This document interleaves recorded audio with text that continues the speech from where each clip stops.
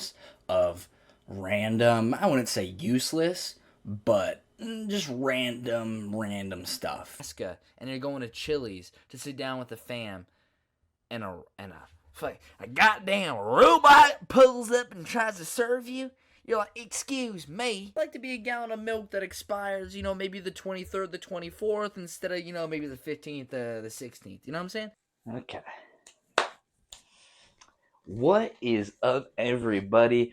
Welcome back. Welcome if you're new. My name would be Evan. You can call me Ev, Captain Redbeard, Big Red Bastard. Red Rob Zombie. We go by a whole bunch of names. Can't even keep track of them all. But what is up, everybody? Welcome back. Here we are. Today is Friday the 26th at 11:24 p.m. Let's go. Shout out all the late night grinders, all the late night gamers. Cheers. I know this concoction isn't my usual mix, it ain't that Smirnoff Ice Smash, but smoking on a strawberryta, a little 8% little malt something, nothing too crazy, nothing to write home to mom about, but it gets you feeling good. But what is up? How y'all doing? Me myself had a pretty good day today. I got a new piece. That's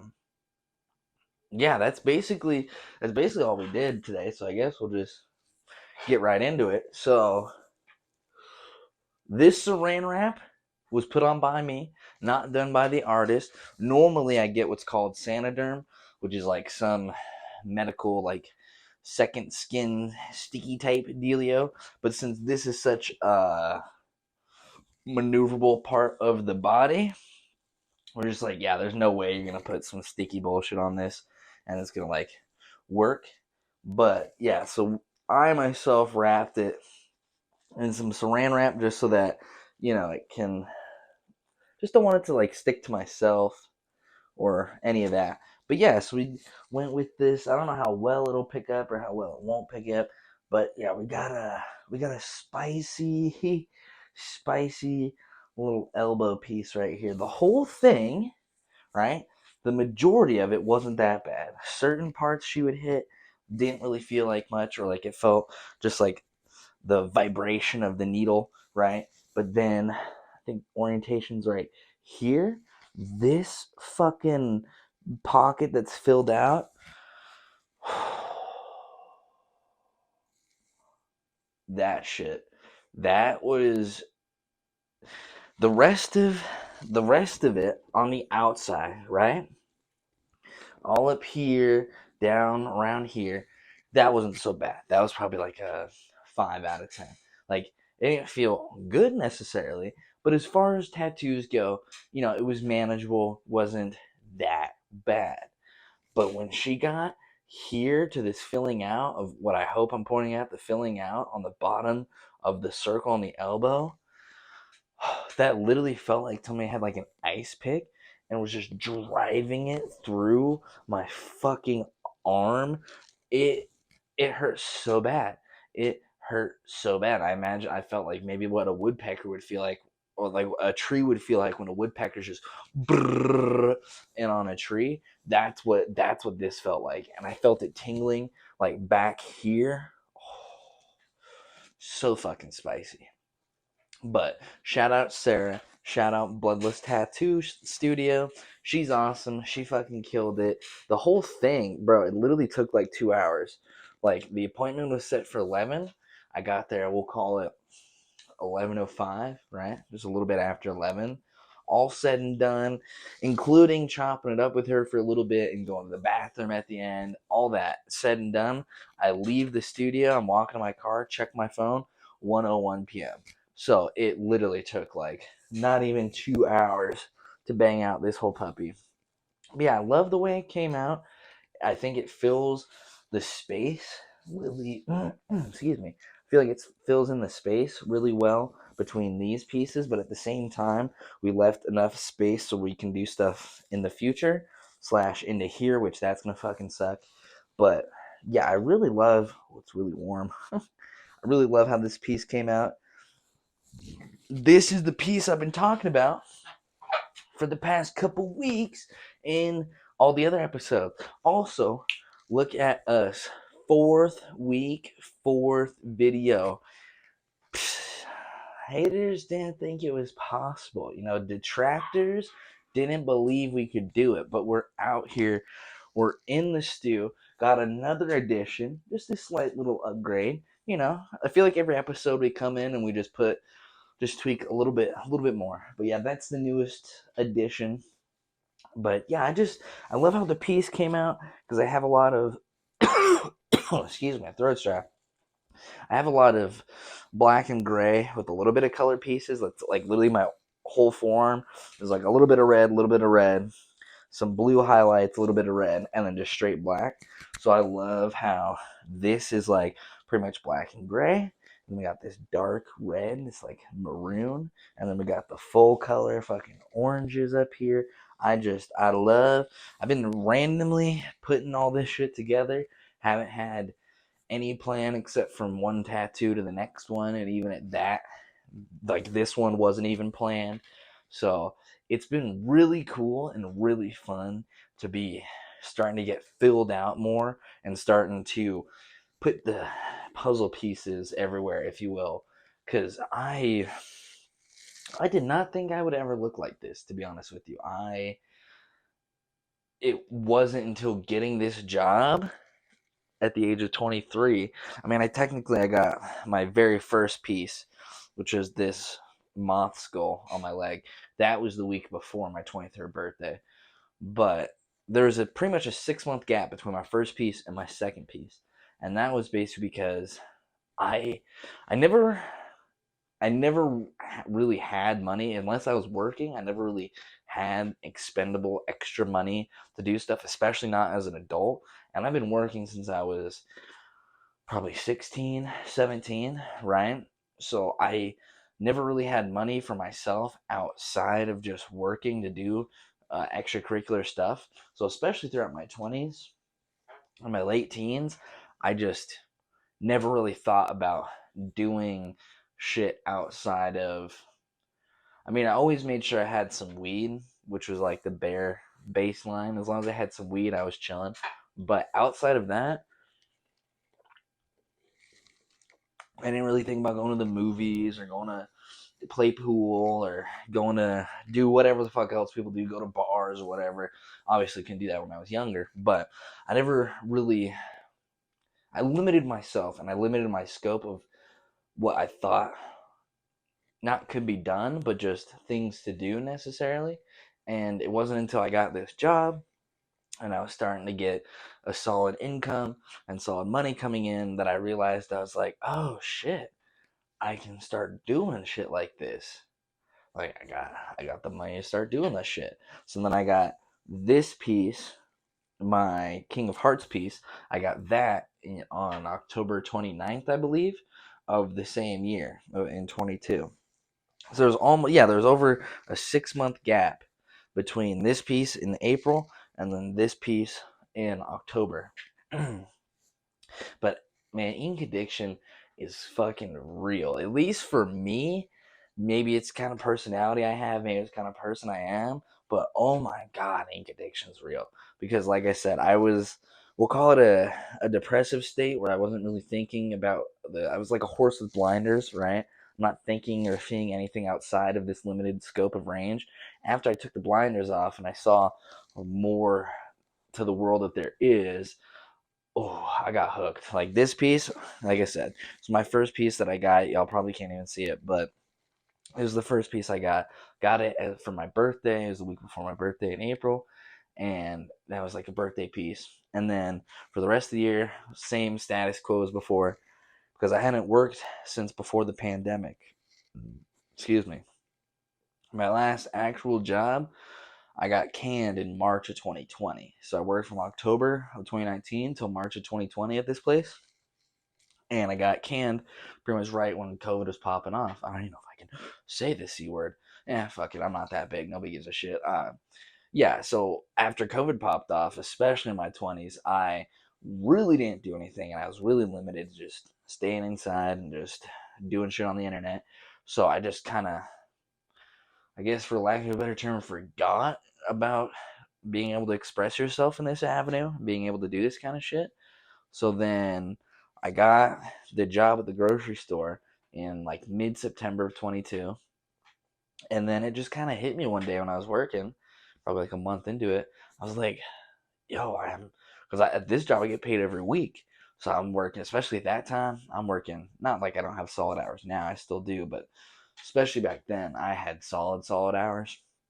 So I had solid schedule, paid every week, money in the bank, and I was like, yo, fuck it, let's get a tattoo. So then I hit up Sarah again, and at this point, so when I got this first piece, she was in somebody else's shop. That's the first tattoo experience I ever had, was her in somebody else's shop. And then fast forward 6 months later, I hit her up again in October, and she's at her new shop, which is the one she has. I'm pretty sure, yeah, it's damn, yeah, fuck, dude. And that's the shop that she has right now, which is Bloodless. Holy shit, I'm just now realizing, like, not only have I obviously been getting tatted throughout the whole year last year, but yeah, it was all at her shop. So damn, I put a lot of fucking blood in it. Bloodless. That's crazy. Um, yeah, okay.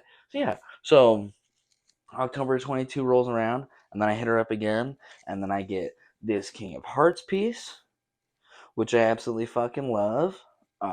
Beautiful, killed it. And then in November, I got this Baphomet piece, absolutely love it. For no really reason other than me honestly being new to the game and not really knowing schedules or availability or whatever, I just I was like, oh, well, I mean, next month's December, like it's Christmas, like there's no Christmas tattoos in Christmas. It's Christmas. Nobody works Christmas. So I just like didn't hit her up or schedule her for an appointment for December, which looking back at it, I totally should have fucking done. Part of me, like 10% of me, 15% of me is like, damn, bro, you could have been chaining this every single month since October 22, but whatever. So take a break in the diciembre of 22. Then 23 rolls around. On January 6th, the second anniversary of January 6th, I got this big boy. I fucking love this piece. And then in February, I got my Clown on the Cross piece. Then in March, I got my Reaper piece down here. And then my least seen piece of all time, because it's on I can't even necessarily really show you because of the microphone, but I have right here on my chest. It's called, I'm not too pressed to pull up the picture. Right here on my chest, it's the two hands, the creation of Adam, where God is like reaching out to Adam or whatever the fuck. Iconic painting. It's that, but God is like giving Adam shrooms, golden teacher mushrooms to be Pacific. So we got three different kind of mushroom tattoos, and each one of them are trippy shrooms because we're just that iconic. So yeah, on my chest right here for my birthday, and in April, this one still ranks all time most painful. There was certain parts where she's hitting up here. I'm sorry, Mike. Where she's hitting up here. I swear to God, she was hitting up here. I felt it down below, like underneath my titty down here, and almost. Now I think about it, kind of weird, like crisscross. So she'd hit up here. I'd feel a pain down here, and then she'd hit over here, and I felt it like going up my neck. I'm like, dude, there's no fucking way I could get a neck tattoo. Like, she's not even hitting my neck, and this shit hurts so bad. Oh my god, holy shit. So this piece, it's not necessarily a sternum because it's not like down here. It's more up here in this area. But yeah, that piece, hands down, of all the pieces I have, the most painful. And like I said, the least seen, because I'm not the kind of motherfucker that is not rocking a shirt. Maybe when I start getting more work and I have more of a canvas to show off, then yeah, you'll catch me without a fucking shirt on, because fuck you. But for right now, I just got one piece up here, and I'm not that pressed on showing the whole world it. If anything, it preserves it better or whatever. But yeah, so we got this piece in April for my birthday, which was the creation of Adam piece. And then in May, I got my back left calf tatted. I'm an Eagle Scout. I don't think I've ever, no, I've never said it before. Yeah, I'm an Eagle Scout. Shout out Boy Scouts. Maybe not necessarily nowadays, but hey, I didn't get touched and I had a great time. So shout out the Eagle Scouts. Yeah, I'm an Eagle Scout. So I got it in my Eagle Scout ceremony or conference. I'm not necessarily sure what the terminology is. I forget, but I became an Eagle Scout officially on December 11th of 2013. So last year in the summertime in May, I don't know if it'll show up to. I don't know because whatever. But I have a traditional style eagle. I'm not even sure if that's being picked up, but I have a traditional style eagle on my left calf, and that's to like commemorate my decade of being a Boy Scout and like celebrating being an Eagle Scout and all that kind of shit. Because I spent a good portion of my life doing that. From however old you are when you're a Boy Scout, or not even that, Cub Scout. I was a fucking Cub Scout. I was a wee little lad. Oh, yeah, you couldn't even see me with the way the camera's angled. I was so fucking small to be right down here. You probably can't even see me. But yeah, I was a young little lad back in the day doing that shit. So to go from Cub Scouts to then Boy Scouts and then from Boy Scouts getting Eagle, I got that bitch when I was like 14, bro. I know, crazy. I got Eagle Scout when I was 14. Yes, this degenerate asshole. Yes, the dude you're looking at right now. Yes, Eagle Scout at 14. I know, crazy. There are plenty of other people that are successful, people I would not even consider better than myself, but I'd look at what they've achieved and what they've done, be like, damn, that's crazy. Not even those motherfuckers have done that shit. So I'm toot my horn just a little bit, because I'm proud of myself. Little me worked hard. I spent a lot of fucking weekends every summer. I spent a lot of time on that shit. So I'm proud of that. But I digress. So you got a commemorative Eagle Scout piece, and then one of my personal favorite pieces of all time that I have uh, on my back right calf. I don't know again how well it'll come up or not, but on my back right calf, you cannot balance.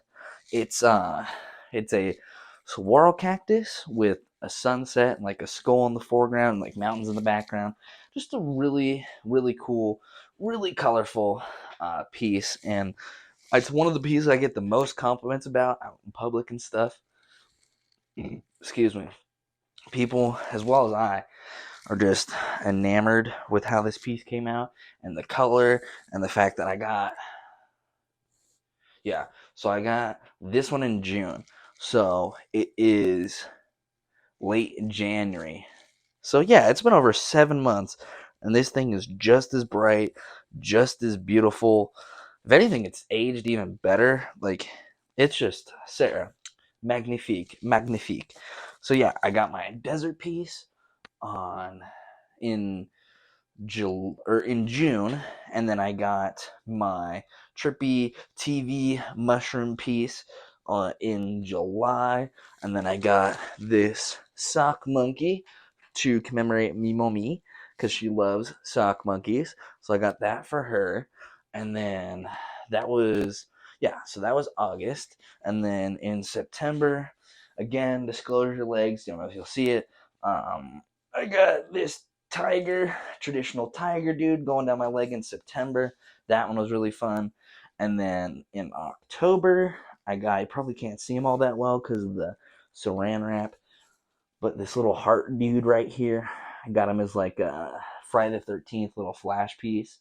So that was fun. Just kind of snuck him in right there. So yeah, I got that. And then in Noviembre, I got this Black Panther right here on my right leg, which is also super fun. And then in December, I got this piece. It's like an unofficial sibling piece of my sister, because we have orange trees and we have a pepper tree in our front yard. So I got this piece to commemorate the orange trees in the backyard, and like, because this is our family house, we grew up here and all that. So I got orange trees to represent the orange trees in the backyard, and then my sister at some point is gonna get something to do with like the pepper tree or the pepper tree leaves or something like that. And she's gonna get that as a tattoo, and those are gonna kind of be like our sibling home, whatever you call it, kind of tattoos. Because we don't want like matching ones or like fitting ones where it's like two pieces of something, then you fucking put one finger over the other and it's like a mustache. We don't want to do any of that kind of bullshit. We want to do something that like meant something to us, but it was also could be standalone apart from just that. Nothing not necessarily that there's something wrong with those kinds of tattoos, but me and my sister were just like, yeah, let's not do that. So that's a little sibling piece that we got that I think is healed really, really well. And like Sarah today, she's like, oh, those oranges, they look so juicy. But yeah, love the way this one came out. And yeah, and then this is the newest edition right here, like we showed you before. And you'll see it more in the coming weeks when it's healed and not in saran wrap and shit like that. But yeah, we got this dude right here. And then in 2 weeks, back here, I'm going to get a hand that's like this. And it has an eyeball inside of it because I think that's going to be fucking hard. So we're going to get that bad boy right here. And then fuck it, dude. It's going to be March. And March 8th through 10th is going to be the tattoo convention. And I don't even know what piece I'm getting there. But you bet you fucking bippy that we're getting a piece at the convention from Sarah, of course. So that'll be sick.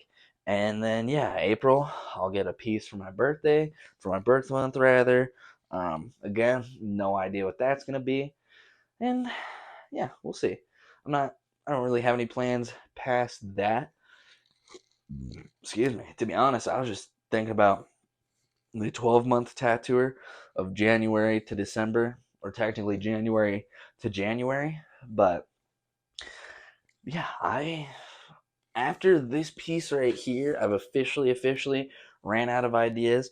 Everything else I've either thought of for years or a long time before, or picked up during the ness of all of this, like getting inspired over the year and picking that up. Like the cats, for example. Um, I know Rao G. He's got, it's like I think it's a wolf on this one and like a panther on this one. Or by point being, he has trad style, like animals crawling down his arms and shit. Thought that was cool. And then there's a girl I think I went to high school or middle school with, and she's badass. Like as far as tattoos go, I guess I'll just fucking put my foot up on here. So my dude right here, hopefully this is getting picked up. My dude is only from here to here as far, and that's a pretty decent chunk of your leg, right? This girl I went to fucking high school with, she is a Black Panther. Hers starts from like up here and goes like all the way down her, like it's her whole, like this part of her leg down to her foot and like thigh are all the Black Panther. So I saw that shit and I just kind of put two and two together, and then I looked up like traditional tigers, like crawling or pouncing or whatever the fuck. And yeah, I thought that'd be really fucking cool. So then I showed that to Sarah, and she knocked it out of the park. The colors on this one, I don't know if I'll be able to do it as effectively on this side. Ugh. Ugh. But yeah, the colors on this dude, absolutely primo. It is amazing. It's over 4 months old now, and it's still super vibrant and just love it. Absolutely love it. My legs, I love all my pieces, but especially my legs. I feel like I have such beautiful work on, which I love. I feel like I don't have a single bad tattoo, but I love my legs, especially. I think they look really cool. So yeah, I'm out here just getting tatted, and it's fucking fun. And if you're of age and in the right mindset and the right financial situation, get fucking tatted. That's what I've been telling everybody. Because I'll post like on my Snapchat stories and shit like that, or on my Instagram, like when I'm getting pieces, and people like respond to it. And a common thread is like people are like, oh, I think it looks sick, I love it, but I just could never. The pain, this, that, and the third. Or another big one, and my mom said like, "Oh, I don't know what I would get. Like, you're such a permanent thing, this, that, and the third." And I just kind of want to tell them like, it matters, but it doesn't. Like, it's It's not that big of a deal, but it's still a big deal, okay? I'm all for like mean tattoos and shitty tattoos, but at the same time, it is nice to go into it with a little bit of thought and preparation. But it doesn't have to be this magnum opus of like, it has to be the most important, meaningful thing of my life. It must mean more than everything to me. Like, it doesn't have to be that fucking serious. Like, you can, I mean, I'm teetering on the fence of getting a tattoo of Pops from Regular Show. And you know what? I'll show y'all because y'all motherfuckers ain't gonna look it up. But let's see.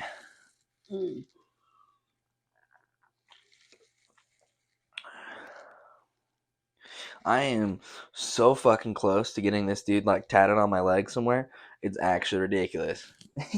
Like Pops from Regular Show. Like I am so close to getting this motherfucker yatted on my leg. Y'all don't even know. So like to the people that like, oh, I want to get one, but I just don't know what I would do, and oh, it's it's permanent, and I just blah blah blah blah blah. Just fucking get a tattoo. Just do it. It's gonna hurt, but it's gonna be worth it. And you know what? If you do spend the time and dedicate the time to think about like a meaningful piece, then it'll be even more worth it because you sacrifice in the moment, exchange a little bit of pain for something that will, if done well and done properly, will last a lifetime and will look amazing and you'll love it. Just get a fucking tattoo from a great reputable artist like Sarah at Bloodless Tattoo. Her personal Instagram or her snap or tattoo business Instagram is Sriracha Inc., but it's spelled Sahracha because her name's Sarah, spelled that way. But Sriracha Inc. But yeah, it'd be easier just look up Bloodless Tattoo. She's fucking awesome. Has a light hand, but can fucking pack in color. She's got a wide range of shit she can do.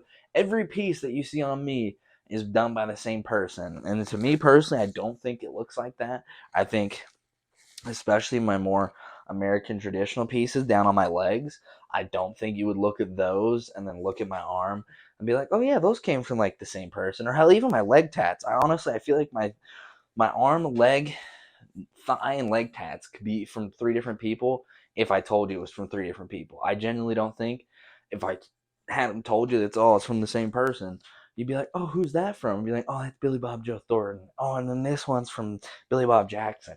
Oh, and then this piece I just got is actually from Randy Jackson. I could totally cap like that on the timeline and be like, yeah, it's fucking all these different people. But no, it's one incredible talented artist. Love her work. She does really, really, really good work. And to be honest with you, price wise, I don't have a reference outside. Like, obviously, I know how much money costs. You're not going to get a fucking $20 tattoo from her, right? You're not going to get this fucking in and out little flashbang, little whatever shitty little piece. But for me and all the pieces I've gotten, and again, I'm a little skewed, I got big pieces and shit. I've always felt like the price that I paid for my pieces have always been worth it. And I would pay that amount and sometimes even more depending on the piece. And I have on certain pieces I pay a little bit more, like tipping or whatever, because it's worth it. There's many things in life that you can skip on and that you don't have to put the budget into, but tattoos are, I'd argue, one of the only things in life that matter about quality over quantity or anything else like that. Like, this is obviously going to be on you forever unless you get it removed or you get it covered. But guess what, shithead? Getting a piece covered requires an even bigger piece on top of that, with usually even more ink and more bullshit on top of that. So you get a little putsy little bullshit, whatever the fuck, right? And then they're gonna cover a fat right on top of that. And now you're gonna have to you sat through twice the tattoos and twice the pain, all because you got a shitty tattoo the first time. Don't get a shitty tattoo the first time. Just shell out the extra couple clams that it'll cost, because quality costs. You can go get a shitty burger that won't fill you up and that'll make you still hungry even after you ate it. Something, but or you could spend a little bit more, get a little bit higher quality ingredients, get a little bit more time put into it, and then you might get something that you would consider a meal and something that you're like, you know what? That was worth paying that amount because that was good. I'm full. I'm satisfied. I'm doing good. You know, invest in yourself. That's what I see this kind of shit is. It's an investment in yourself. Don't skimp on yourself when it comes to this kind of shit. I mean, if you want, you could always be the homie and like be the free canvas for somebody who's starting off. And it's your body, do whatever the fuck you want. But like I was telling Sarah today, the biggest thing I've personally realized about tattooing and being tattooed, and the thing I think about now when I see tattoos, is just the pain investment. Before, being not tatted at all or being lightly tatted, I was just like, oh, that's a cool image on somebody. Or wow, that's an image somebody has on their body. Wow, that looks like a child drew that. You have that on your body? Wow. But it never went more than just like, oh, that's on your body. But now, like today, with this fucking guy sitting there on my fucking stomach, just going through it, feeling every stroke of it, going through the whole experience, all the pain and everything. Now I think of like, you sat through the pain and bullshit to get that? You you that's there. Now I just look at the pain. Now it's just I look at the pain. See your piece? Pain. I judge your piece on pain. Look at a big ass, intricate, fully worked, color, realistic, and I'm like, oh, I bet that shit hurt. I bet you were damn near crying by hour 4. I bet that shit hurt. Before I'm like, ooh, it looks like the picture, but on the skin, ooh, ooh. And now I'm just like, ooh, that fucking, oh yeah, that spot right there. Oh, I bet that's tender as fuck, huh? Yeah, no, when they went to the highlight, I bet that shit hurt. Like it's it's a funny different perspective now, being on, I guess, on the other side of the fence, where now, especially getting tatted in spicy spots or spicier spots, now I know or have more of a frame of reference for what that's like when I see that. I'm just like, oh, you're a fucking soldier. Like there's this German dude, really really cool. I forget the artist because it was fucking German, but one cool thing about IG, just showing random artists and people. But anyway, this dude in Germany, both the tattoo artist and the dude getting tatted out of Germany, and it was a full back piece up to his head, and the bottom of it was all Attack on Titan themed, and the bottom of it was Aaron in his Titan form fighting against Rhina in his Titan form, and they're kind of in the foreground on his lower back, and then his mid to upper to the back of his head was Bertolt in his Titan form, and the back of the German dude's head was the canvas for the face of Bertholt's Titan on the back of his neck, and then like going down his body. Bro, it is so detailed and looks so incredible. I can imagine how fucking painful that shit was, because it is literally like somebody literally tatted another face on the back of this dude's fucking head. Oh, like yeah. You got your whole back done, and yeah. You got the neck and ironically your nape and the back of your fucking chrome dome blasted. Oh my god! Even thinking about it right now, just like that is just too much. How many sessions was that?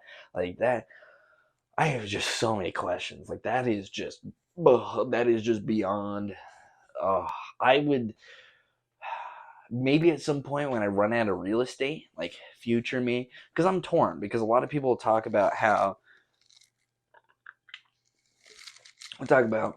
get your tattoos when you're young or when you're younger. Your pain tolerance is easier. It hurts more when you're older. This, that, and the third. Yada yada yada. All along the lines of that. So I've thought about. I'm like, damn. I mean, I'm not getting any younger, and this shit hurts right now. So, like, what the fuck is a tattoo in like 10, 15, 20 years gonna feel like? I don't know. But part of me, I'm not planning any of this shit. I live day by day. I'm not planning any of this shit. But if I do, or when I do run out of real estate in game, I'll probably be blasted everywhere. It'll be except for like a mankini and sandals. So what I mean by that is, and like, yeah, so it'll be like it'll be like I'm going to it'll be like I'm going to like a tanning booth or something. So I'm not gonna hit the face. I love Ma too much for that. Slash, your boy's got a beautiful face. Not gonna get any face tattoos or anything like that. Nothing on this. But for surely, most definitely gonna get throat and neck tattoos. That's definitely gonna happen. For surely gonna get head tattoos. That's gonna happen. I know that shit's gonna hurt. I'm gonna want to die, but that's for later Evan to kill himself about, because I'm not thinking about that now.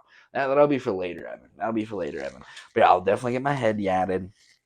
For a while, I was debating on whether or not to do full sleeves, skip the top of the hands, and just go for fingers, because I know I want knuckle and finger tattoos. But then I don't know. I've been seeing more people with, not necessarily cooler in my opinion, but I don't know. Yeah, I guess cooler. I've just been seeing more interesting ways that people have pulled off having top hand tattoos, like hands on the top of their hands, tattoos on the top of their hands.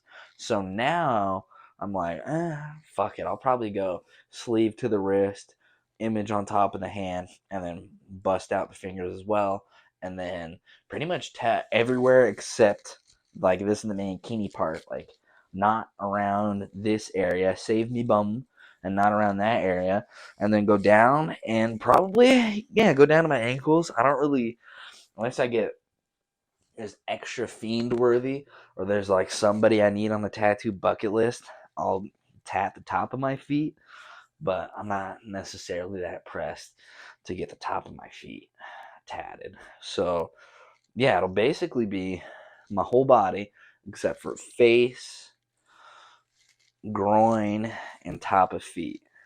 So we've been filling up quite a lot, and this piece obviously really starts to fill up, especially my left arm.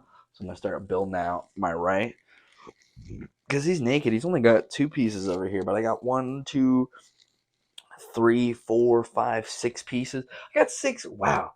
God damn, bro. I got 6 pieces on this arm, and I got two on, or I'm a big brain. I got technically 3 on this arm, but this dude's so high up, I didn't even fucking put him in the count because he's so high up. But yeah, I need more southern region tattoos and more down here, and that's why we're going to start with here in February. But yeah, bro, it's been fun getting tatted. I've honestly, like I said in podcast previous, what really backpacked a lot of the last year was getting tattooed and having these appointments, because in a way it really was like a therapy. So I've really enjoyed been getting blasted, and just, I don't know, it's just fun. There's something about it's fun. I don't think I necessarily have like an adrenaline rush or endorphins or anything like that. Like, it fucking hurts. And like this piece, because it's mobile, normally what happens, like I said, every other piece I've gotten, I get a sticky piece of plastic that goes over and envelops the piece after she's done, right? I leave that on for like 48 to 72 hours, depending on the location, depending on how much it peels or doesn't peel, as far as the actual, what's called Sanoderm, as far as the actual Sanoderm. Like, if it starts peeling off and it's near the piece, then I'll take it off. But anyway, usually I spend 48 to 72 hours, let the piece be under wraps, and then I'll take it off in the shower, clean it off in the shower, do that process. This dude didn't get wrapped. We're just raw dogging straight out of the studio. So when I got home, I washed them, cleaned them, and wrapped them. My arm burned like I haven't felt ever. Like, the elbow and this region is where was the afflicted area. I felt burning down here and a burning sensation down on the like by my wrist. It it felt like a million fire ants are just biting my arm. And keep in mind, I'm using alcohol free. I'm using the fucking what's it called? Dr. Bronner's, some fucking doctor dude from like the 1800s, like Castile hemp soap or some bullshit like that. Like unscented, no bullshit, nothing. And oh my God, it burned so fucking bad. It. I was at one point. I was like, I'm just standing there as the soap suds are just in there. I'm just like holding on to a towel, just clenching it, because I'm like, holy fuck, this hurt, bro. Like it wasn't like the actual tattoo itself was a completely different kind of paint, and it's not until you get tattooed that it really makes sense, or it's hard to describe, but the aftercare felt like a burning sensation. It felt like fire ants biting me. It was like a stinging, burning sensation. The application of the tattoo was a very sharp sting and like a vibrational sting. Minus when she was hitting down here and filling out the little blood drop down here. That literally felt like an ice pick going through my fucking arm. That felt like death. Other parts of it was weird too. Other parts she was tattooing and it was cold, straight up cold. Like I felt the vibration and I felt the needles and where she was going. Sensation was cold. And I told her that. I'm like, I don't know why, but wherever you're at right now, it just feels cold. And she just kind of chuckled. She's like, all right, well, that's something, Chief. So that was, I'm just now remembering that. Yeah, that was another thing. Somewhere down here, it was just cold, which I told her, it's like, I'm not offended. I don't mind. Like, I feel something, but it doesn't necessarily hurt. So, fuck it, I guess. We ball. But yeah, that was really interesting. But yeah, when cleaning it off, it burned. Like it felt, oh, it burned. It burned. No me gusta. Not fun. But then I got wipe the aquifer on it, and then I should probably have to do another one. But then I got this shitty saran wrap job done just so that I don't touch my clothes or touch my bedding with my raw tattoo, because I don't, God forbid, I like go to bed and then I wake up and my arm's like stuck to it and then I just fucking like rip fabric from my flesh.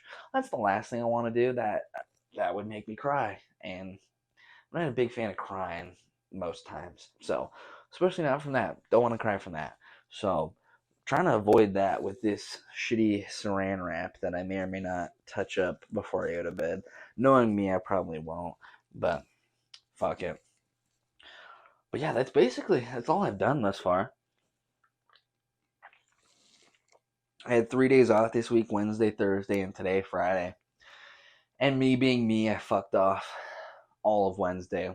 Woke up at like 6:30 p.m. on Wednesday, and then woke up on Thursday at like 2:30 p.m. Though I took care of some stuff I needed to do, cleaned up my room, did some errands, so that felt good, felt less of a waste of a day. I wanted to bang out some cannabis content, but I honestly couldn't. I wasn't compelled. I had a big case that I don't wannas. That was kind of hitting pretty hard. I was like, I don't really want to do that. So the I don't want is one, and I didn't end up doing that. But I have this upcoming Tuesday off, and I already know what I want to do for that. So most definitely, I get a video recorded and pumped out. So that'll be on the Cannabis Channel. Look out for that at Grassroot Rips, where all things cannabis content related. Excuse me. But yeah, really haven't done much. Just worked, got this Shina that I've been talking about, and then this Saturday, because I know today's Friday, so not tomorrow, but a week from tomorrow, I'm going to see Curtis Connor with my sister. So I'm really excited about that, because I think I said in a previous episode, my sister and I have been watching him forever and just love his YouTube comedy. I haven't seen anything of his actual, like his stand up or anything like that. So I'm genuinely really excited to see that. And yeah, he just announced, like, I'm coming to these 3 random ass fucking cities. And one of them happened to be 2 hours away. So I'm like, fuck yes, let's go. So yeah, me and my sister, we're gonna go next weekend. We're gonna go see Curtis Connor, and then immediately that Tuesday, that'll be Saturday. We see Curtis Connor, and then Tuesday I'll be getting this fucking piece. So I'm excited. I'm out here just wheeling, dealing, getting pieces and peeling. It's been fun. It's honestly been really fun. Go get tattoos. It's fun. Do it.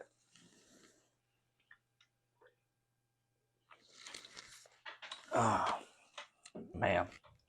Yeah, I've got work tomorrow. I think at 9:45. So not the earliest.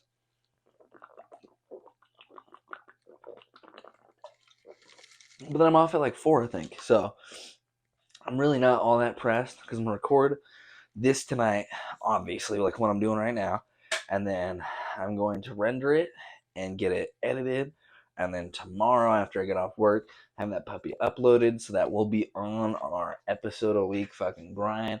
I guess the weekends are just the days to be doing it. I don't know why, but it's just been aligning with the schedule of just thus far every week. Been like, fuck it, record on the weekend, pop something out on Saturday or Sunday. So that's what we're doing. That's what's happening today. And like I said, today is Friday. Tomorrow will be Saturday. So we're chilling.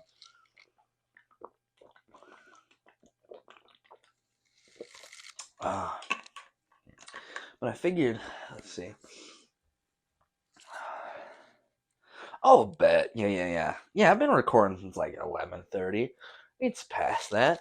Figure, let's get a nice, instead of, see, the beautiful thing about sage is that it can be consumed in multiple forms. So you can consume in a wrap or in a paper, but there's also devices that you can use to consume. So I don't really feel like consuming a large quantity of sage tonight through paper. Did they lock the window? They locked the window. It'd be nice if I could open the window. Okay.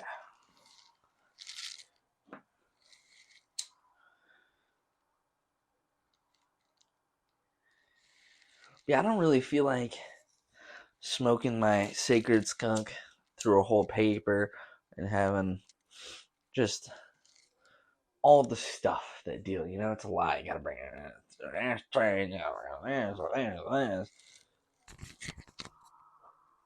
It's just a lot that I don't want to have to deal with. So we brought a handy dandy water filtration device to consume our holy sage. So without further ado, I brought Miso out tonight.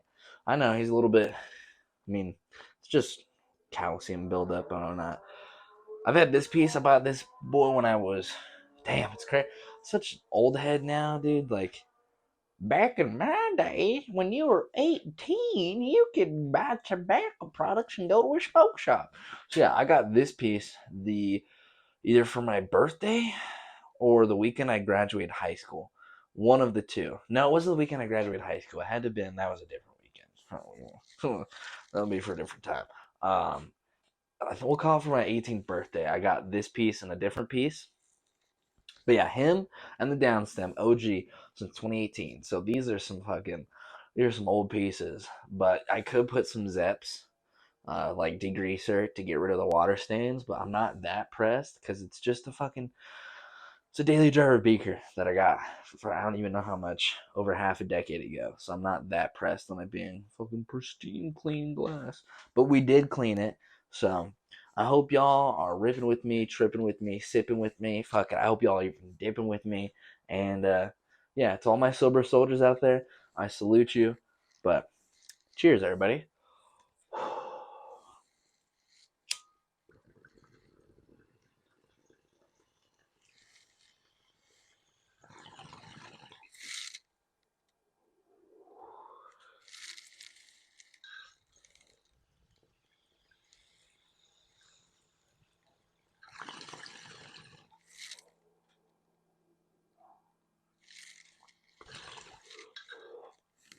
It's actually really smooth.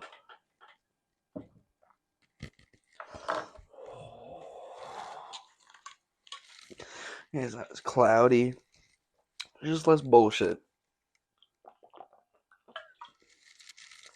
That's why I love bongs.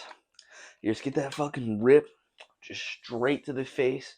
You're cooking, maybe cough a little bit, but then there's not all this extraneous extra shit you gotta bullshit with. You ain't gotta fucking hold something and flick it to ash it out. None of that. None of that. Just easy peasy, rip that shit. I wish I found out. It wasn't until like last year. I never thought about it before, but metal like pipe screens, fucking genius.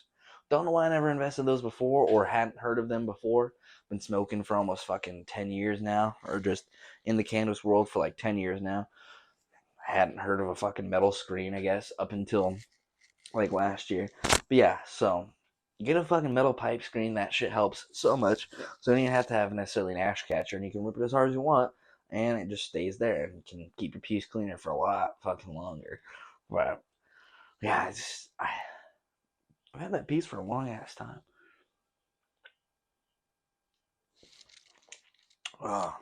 But without further ado, I'm pretty sure we're now caught up with where I was at previously reading this, or at least this is one of the last bookmarks tabs that I have in this book since we've been rereading it, like before I reread it with this podcast. So, if I'm not mistaken, I'm pretty sure this is uncharted territory for the both of us from here on out. So, we'll see. The Infernal Names. We won't go through all of them because it's literally A through Z, but it's basically just a whole bunch of different names for what a devil is in different cultures. So you have at the very top Abaddon, Hebrew, the destroyer; Adramelech, Sumerian, devil; Apuk, Mayan, devil; Ahriman, Mazdan, devil; Amon, Egyptian, ram-headed, god of life and reproduction; Apollyon, Greek, synonym for Satan, the arch-fiend. And then, we got Azazel. Shout out Azazel. Hebrew. Taught man to make weapons of war. Introduced cosmetics. But then, we skip down. We got Euronymous, the Greek prince of death. That's funny because there's a black metal band from way back when. And one of the dudes that got fucking killed in that bullshit, his name was Euronymous. And he was a prick. So that's probably where he got it from. Ooh, I remember this from middle school, though. Shout out Miss Ponticelli's class. Hecate, Greek goddess of the underworld and witchcraft. I remember that bitch Hecate. I remember her. I remember her. Then we got Marduk, god of the city of Babylon. Mania, Etruscan goddess of hell. I wonder if maybe that's where like mania comes from. Then we got Nija, Polish god of the underworld. Oyama, Japanese name for Satan. Ooh. Pan, Greek god of lust, later relegated to devildom. Devildom. I don't even know how the fuck you. Fuck the Welsh for making a word that doesn't have any vowels. PWCCA. Pukaka? The fuck is that? What is that? What is the W silent? Is it kaka? Motherfucker, how am I supposed to pronounce a word that's PWCCA? Fuck off. But that's the Welsh name for Satan. Fucking keep that, you Welsh plebs. God damn. Then we got Rimmon, Syrian devil worshipped at is that Damascus? I think that's Damascus. Worshipped at Damascus. Samael, Hebrew, venom of God. Ooh, that's kind of fire. Venom of God. Ooh, that's kind of fire. God damn. Te'anmo, Chinese counterpart to the devil, covetousness, desire. T-Chort, Russian name for Satan, quote, black god. Tezcatlipoca, Aztec god of hell. Thoth, Egyptian god of magic. Tunrida, Scandinavian female devil. Ooh, got some bad bitch female devil. Okay. Sheesh. We got Yaotzin, Aztec god of hell, and Yen Lo Wang, Chinese ruler of hell. I don't want to dance with that devil, that's for damn sure.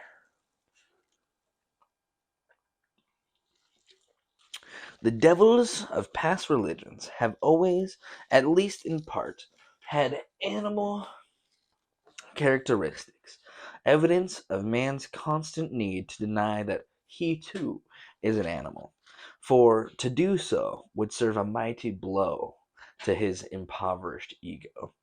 The pig was despised by the Jews and the Egyptians. It symbolized the gods Phre, Osiris, Adonis, Persephone, Attis, and Demeter, and was sacrificed to Osiris and the moon, but in time it became degraded into a devil. The Phoenicians worshipped the fly god Baal, from which comes the devil Beelzebub. That's fire. See? Why am I fucking scared of Beelzebub? He's just a fucking fly. He's just a fucking I'm Beelzebub. Like, come on, he's a motherfucking fly. Fucking Beelzebub. Get your Beelzebub Bilal ass out of here. Both Baal and Beelzebub are identical to the dung beetle or scarabus of the Egyptians, which appeared to resurrect itself, much as the mythical bird, the phoenix, rose from its own ashes. See, that's fire.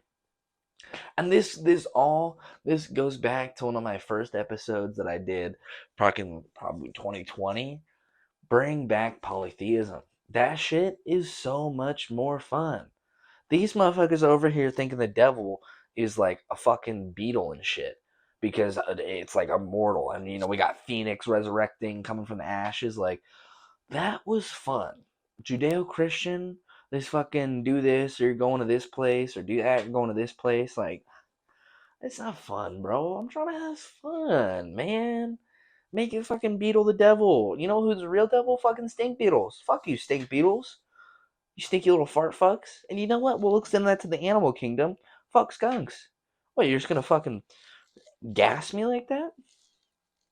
Yeah, I said it. Fuck you, skunks. I hope there's no skunks watching this shit. Unbelievable. The ancient Jews believed through their contact with the Persians that the two great forces in the world were Ahura Mazda, the god of fire, light, life, and goodness, and Ahriman, the serpent, the god of darkness, destruction, devil, death, and evil. Kind of makes the last two. These and countless other examples not only depict man's devils as animals, but also show his need to sacrifice the original animal gods and demote them to his devils. At the time of the Reformation in the 16th century, the alchemist Dr. Johann Faustus discovered a method of summoning a demon, Mephistopheles, from hell and making a pact with him. He signed a contract in blood to turn his soul over to Mephistopheles in return for the feeling of youth, and at once became young. When the time came for Faustus to die, he retired to his room and was blown to bits as though his laboratory had exploded. Motherfucker just get RPG'd? Like, what? I want to see you. Well, he's a young ass kid. Okay, so he looked young, but I will be in my chambers. And then the youngest old man you've ever seen just hobbles up to the top of his tower. Fucking explodes. Like, what the fuck? What are we doing here, bro? This story is a protest of the times, the 16th century, against science, chemistry, propaganda. See, you're mixing, whipping all those potions. You think you're Walter White in the cut? No, you fucking too much of the eyes of warts or the new, and you get fucking. Yeah, that's right. Why? Because you fucking dapped up a fucking devil and you became young forever. Asshole. That's what you get. Sinners. That's what you get. To become a Satanist, it is unnecessary to sell your soul to the devil or make a pact with Satan. Run that back, Chief. Run that back. One more time, Chief. Run that back. Run that back. To become a Satanist, it is unnecessary to sell your soul to the devil or to make a pact with Satan. This threat was devised by Christianity to terrorize people so they would not stray from the fold. With scolding fingers and trembling voices, they taught their followers that if they gave in to the temptations of Satan and lived their lives according to their natural predilections, they would have to pay for their sinful pleasures by giving their souls to Satan and suffering in the hell for all of eternity. People were led to believe that a pure soul was a passport to everlasting life. Pious prophets have taught man to fear Satan, but what of terms like God-fearing? If God is so merciful, why do people fear him? Are we to believe there is nowhere we can turn to escape fear? If you have to fear God, why not be Satan-fearing and at least have fun that being God-fearing denies you? Okay, I completely. If God is so merciful, why do people have to fear him? Are we to believe there is nowhere we can turn to escape fear? If you have to fear God, why not be, quote, Satan fearing and at least have fun? Have the fun that being God fearing denies you? Oh, I see what it's saying. Okay, yeah. Okay, I see what it's saying. Oh, so being God fearing and all that is restrictive, and then if you're being Satan fearing, you're just having fun with it. Okay. The Teutonic, goddess of the dead and daughter of Loki, named Hel, 1L, a pagan god of torture and punishment. Another L was added when the books of the Old Testament were formulated. That sounds about goddamn. It sounds about right. They added another L after they created the New Testament. Sounds goddamn right to me, partner. The prophets who wrote the Bible did not know the word hell. They used the Hebrew Sheol and the Greek Hades. Oh, that's kind of fire. I fuck with Hades, which meant the grave. Also Greek Tartaros, which was the abode of fallen angels, the underworld, quote, inside the earth, and Gehenna, which was a valley near Jerusalem where Moloch reigned and garbage was dumped and burned. What, are we doing that in common times right now, or is that what they were doing back then? Because I'm just imagining a big old fucking just beep, beep, beep, beep, just backing up, beep, beep, beep, just dumping a pile of bullshit. Surely that's not what they meant, though. It is from this that the Christian church has evolved the idea of fire and brimstone in hell. The Protestant hell and the Catholic hell are places of eternal punishment. However, the Catholics also believe there is a, quote, purgatory, where all souls go for a time, and a, quote, limbo, where unbaptized souls go. The Buddhist hell, is divided into 8 sections, the first 7 of which can be expiated. Okay, this motherfucker throwing all these fancy fucking vocab words at me. No, fuck you. What's this mean, huh? No. What's this mean? Jarvis, look it up. Expiated. The fuck does this mean?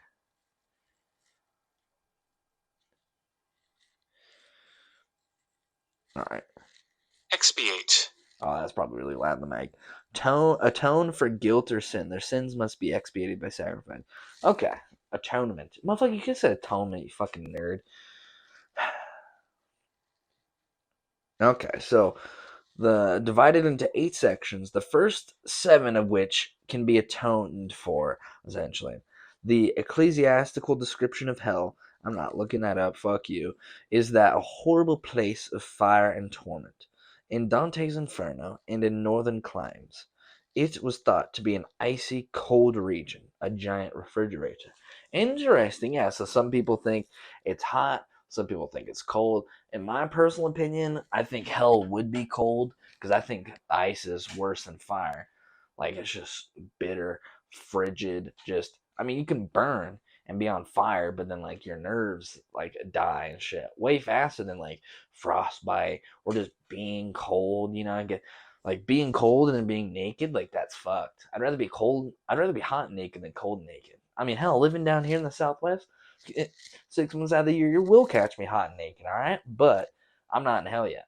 So, yeah, no, definitely I think if hell exists, it would most definitely be cold, because I think cold is way more hellish than fire would be. I feel like fire would be a good visual descriptor of hell, but I feel like ice would be a good feeling of hell. You're just in a fucking blizzard. It's just miserable. You have nothing. To me, that would be hell more than just a lava pit. And again, I think it's also to the survivability factor. Because again, you can be lit on fire, and then like not much longer after, like your nerve endings will get burnt, you won't feel anything, and then you just whatever die. But it can take you a while to die from snow and from ice and shit like that. And like slowly dying to death, like freezing, hypothermia, and all that shit. Yeah, I would say hell is most definitely cold, because that sounds more hellish and more devilish than fire. And like I'm watching Game of Thrones right now, awesome show. But a certain group of people crucify people with fire and burn people, and it says it cleanses them, and they're whatever, you're purifying them. So there might be something to that.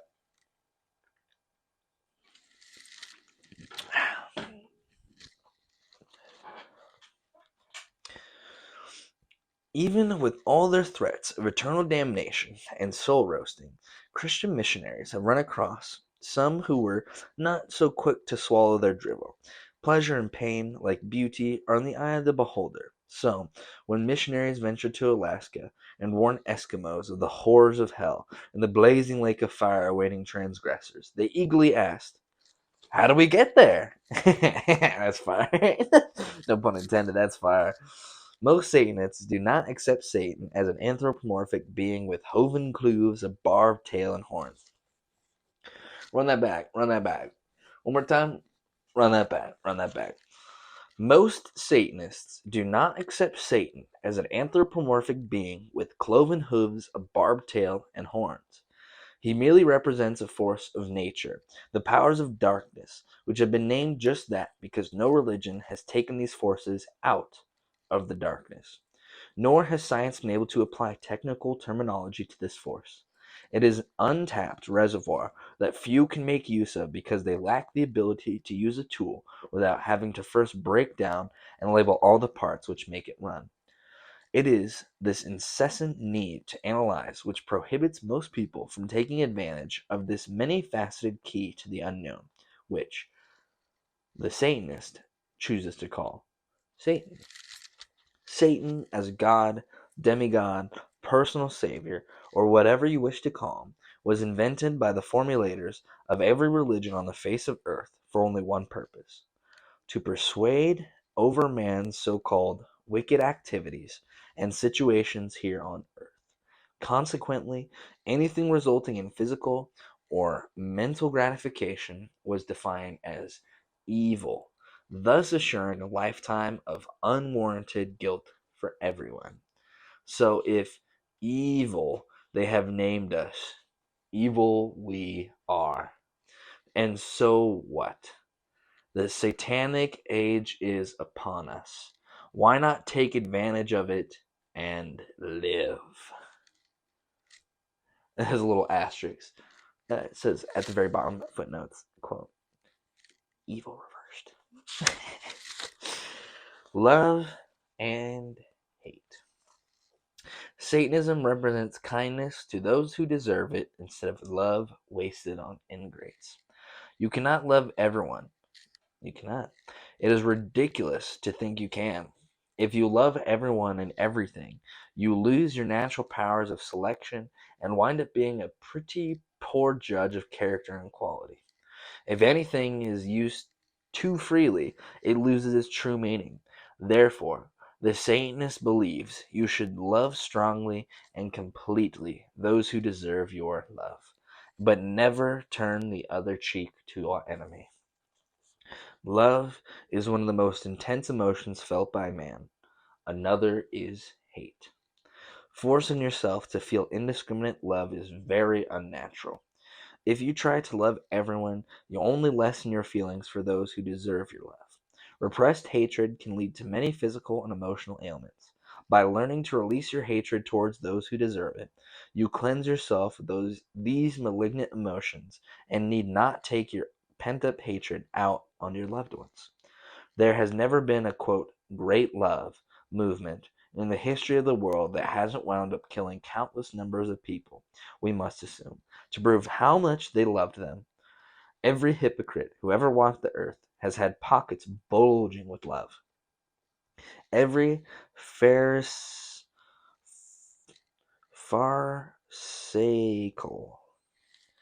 Alright, you know what this is one? I just want to look it up because I don't know how to fucking pronounce it. Jarvis, pull it up.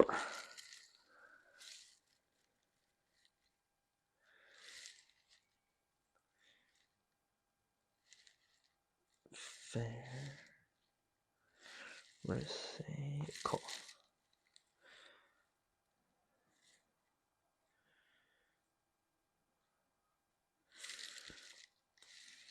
Excessively or hypocritically pious.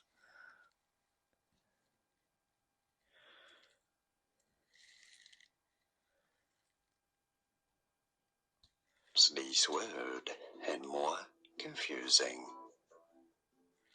What? pronunciations. We'll be looking at to say biblical names. Motherfucker, that is... This word. What? Okay. It had this... I'm looking for when Google, when you look up a word and you can do this. Pharisaic. That's all I wanted. Pharisaical. Motherfucker, YouTube pulls... Pharisaic. Pharisaic. Relating to or characteristic of the Pharisees or Pharisaeum. Fuck off. Self-righteous or hypocritical. I love it when you look up a word and it's like, it's related to this thing and this thing. It's the same thing as that. And it's like, who's the Pharisees or Pharisaism? If I'm looking up Pharisaic. Motherfucker, what? Unbelievable. So self-righteous or hypocritical. God damn. Fancy word fucking nerd. Making my brain hurt. Every hypocritical religion claims to love his enemies, even though, when wronged, he consoles himself by thinking, quote, God will punish them. Instead of admitting to themselves that they are capable of hating their foes and treating them in the manner they deserve, they say, quote, there, but for the grace of God go I, and quote, pray for them. Why should we humiliate and lower ourselves by drawing such inaccurate comparisons? Satanism has been thought of as being synonymous with cruelty and brutality. This is only so because people are afraid to face the truth, and the truth is that human beings are not all benign or all loving. Just because the Satanist admits he's capable of both love and hate, he's considered hateful. On the contrary, because he's able to give vent to his hatred through ritualized expression, he is far more capable of love, the deepest kind of love. By honestly recognizing and admitting to both the hate and the love he feels, there is no confusing one emotion with another. Without being able to experience one of these emotions, you cannot fully experience the other. Oh, it's gonna get a little kinky. Grandma, I don't might want to skip for it's gonna be a little bit. Okay, Grandma, just kind of scrub forward a little bit and then just scrub forward a little bit. Thanks, Graham. Satanic sex. Much controversy has arisen over the satanic views on free love. It is often assumed that sexual activity is the most important factor of the satanic religion, and that willingness to participate in sex orgies is a prerequisite for becoming a Satanist. Nothing could be farther from the truth. In fact, opportunists who have no deeper interest in Satanism than merely the sexual aspects are emphatically discouraged. Satanism does advocate for sexual freedom, but only in the true sense of the word. Free love in the satanic concept means exactly that. Freedom to either be faithful to one person or to indulge your sexual desires with as many others as you feel is necessary to satisfy your particular needs. Satanism does not encourage orgiastic activity or extramarital affairs for those whom they do not come naturally. For many, it would be very unnatural and detrimental to be unfaithful to their chosen mates. To others, it would be frustrating to be bound sexually to just one person. Each person must decide for himself what form of sexual activity best suits his individual needs. Self-deceitfully forcing yourself to be adulterous or to have sex partners when not married just for the sake of proving to others, or worse yet, to yourself, that you are emancipated from sexual guilt is just as wrong by satanic standards as leaving any sexual need unfulfilled because of ingrained feelings of guilt. Many of those who are constantly preoccupied with demonstrating their emancipation from sexual guilt are in reality held in even greater sexual bondage bars, than those who simply accept sexual activity as a natural part of life and don't make a big to-do over the sexual freedom. For example, it is an established fact that the nymphomaniac, in parentheses, every man's dream girl and heroine of all lurid novels, is not sexually free, but is actually frigid and roves from man to man because she's too inhibited to ever find complete sexual release. Another misconception is the idea that the ability to engage in group sexual activity is indicative of sexual freedom. All contemporary free sex groups have one thing in common: discouragement of fetishistic or deviant activity. Actually, the most forced examples of non-fetishistic sexual activity, thinly disguised as freedom, have a common format. Each of the participants in an orgy removes all clothing, following the example set forth by one, and mechanically fornicate, also following the leader's example. None of the performers consider that their, quote, emancipated form of sex might be regarded as regimented and infantile by non-members who fail to equate uniformly with freedom. The Satanist realizes that if he's to be a sexual connoisseur and truly free from sexual guilt, he cannot be stifled by the prudery of his guilt-ridden society. These free sex clubs miss the whole point of sexual freedom. Unless sexual activity can be expressed on an individual basis, which includes personal fetishes, there's absolutely no purpose in belonging to a sexual freedom organization. Satanism condones any type of sexual activity which properly satisfies your individual desires, be it heterosexual, homosexual, bisexual, even asexual if you choose. Satanism also sanctions any fetish or deviation which will enhance your sex life, so long as it involves no one who does not wish to be involved. The prevalence of a deviant and or fetishistic behavior in our society would stagger the imagination of the sexually naive. There are more sexual variants than the unenlightened individual can perceive. Transvestivism, that's kind of old kind of term. Sadism, masochism. I'm not even gonna look up what urologny. You're all fuck me. Now I'm gonna have to look it up, dude. Oh my, because it literally, like, the last part of it sounds like ligma, but I'm definitely looking this up on incognito. You're you're wrong. Yeah, I genuinely don't know how to pronounce this.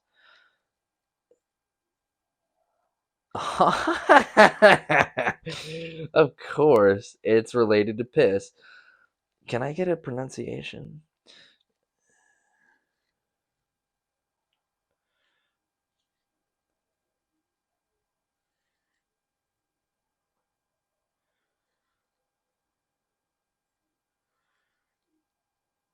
Urolagnia. See, fuck you if you thought that was easy to say. Urolagnia basically means you like to get pissed on, or sexual arousal from urine. So, urolagnia, exhibitionism, to name only a few of the more predominant. Everyone has some form of fetish, but because they are unaware of the preponderance of fetishistic activity in their society, they feel they are depraved if they submit to their, quote, unnatural yearnings. Oh, here's an interesting little asterisk at the bottom. Fetishism is not only practiced by human beings, but by animals as well. The fetish is an integral ingredient in the sex lives of animals. The sexual odor, for example, is necessary for one animal to become sexually aroused by another.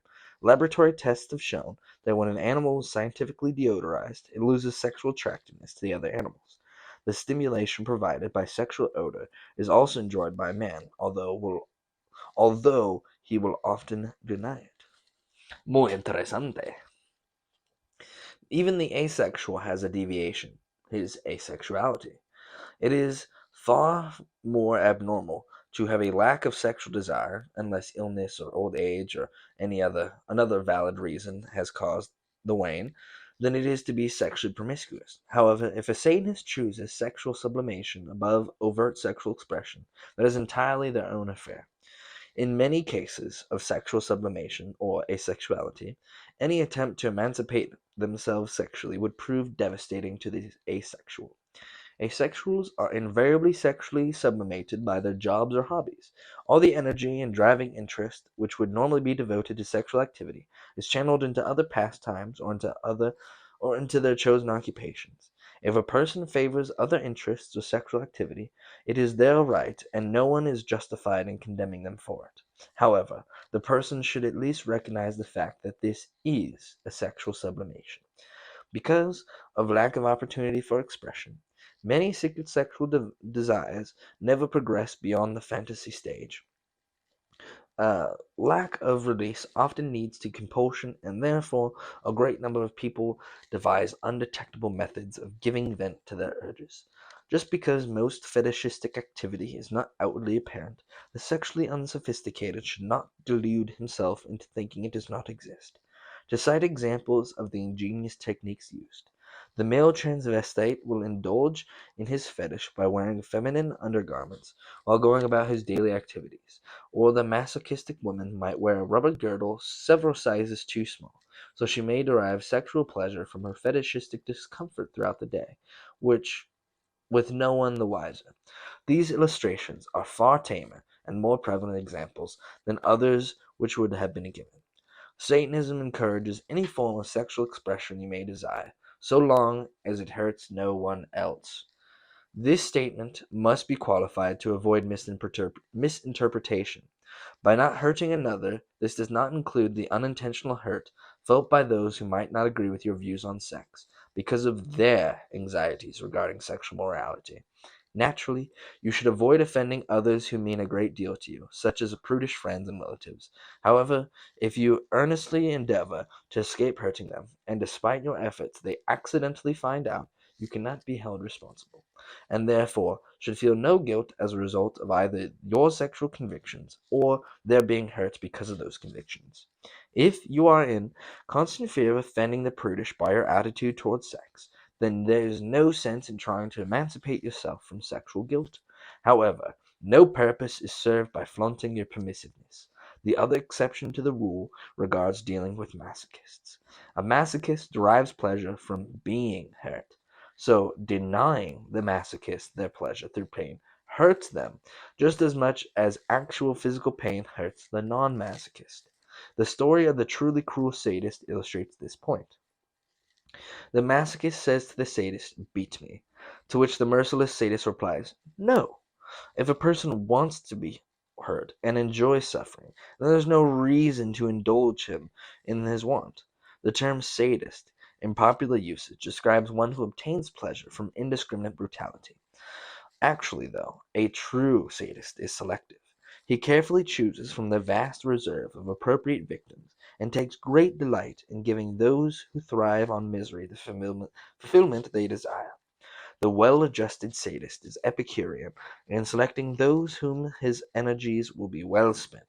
If a person is healthy enough to admit he is the masochist and enjoys being enslaved and whipped, the real sadist is glad to oblige. Well, you know what? Oh, Oh yeah, we're cooking. It's pretty, it's pretty decently. It's decently up there. It's getting late. I gotta get up early. Ugh. So with that lovely note, we'll put a little pin in it. Put a little pin in it, and we will come back to that. But I hope y'all enjoyed. Thank you guys for just sticking around for another episode. If you made it this far, comment strawberryta. And as always, thank you guys for watching. See ya.